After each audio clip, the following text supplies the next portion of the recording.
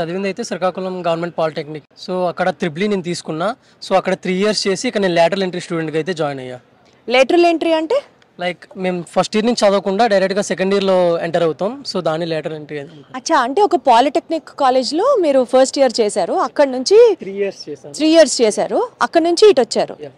Okay okay. So మీ journey ఎలా ఉంది ఇక్కడ? మీకు కూడా ఇప్పుడు ఏం చదువుతున్నారు? లైక్ నేను ఇప్పుడు వచ్చేసరికి ప్రెసెంట్ ఫైనల్ ఇయర్ త్రిబుల్ చదువుతున్నా.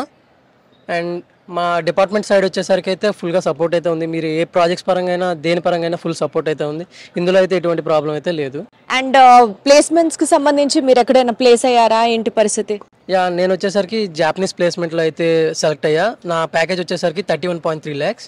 ఓ మై గాడ్, అసలు ట్రిపుల్ ఈలో ఎంత పెద్ద ప్యాకేజ్ అన్నది కష్టం అని అంటూ ఉంటారు అందరూ, అవునా? త్రిబుల్ లో అయితే ప్యాకేజ్ కొద్దిగా కష్టమే, కాకపోతే జాపనీస్ సైడ్ ఇలాంటి సైడ్ వచ్చేసరికి మనం ఈజీగా కొద్దిగా క్రాక్ చేయొచ్చు.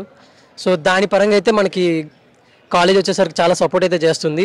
సో ఫారెన్ సైడ్ జాబ్స్ కావాలనుకుంటే మాత్రం కాలేజ్ చాలా మంచి సపోర్ట్ అయితే ఇస్తుంది. అంటే శ్రీకాకుళం నుంచి వచ్చిన ఒక వ్యక్తి జాపాన్ కంపెనీలో సెలెక్ట్ అయ్యాడు అని అంటే మీ ఊర్లో వాళ్ళందరి రియాక్షన్ ఏంటో ఒకసారి చెప్పారా? Like they are very happy. Actually మా సైడ్ నుంచి అయితే ఫస్ట్ ఇంత ప్యాకేజ్ రావడం అయితే నాదే. సో మొత్తం చాలా హ్యాపీ అయితే ఉన్నారు.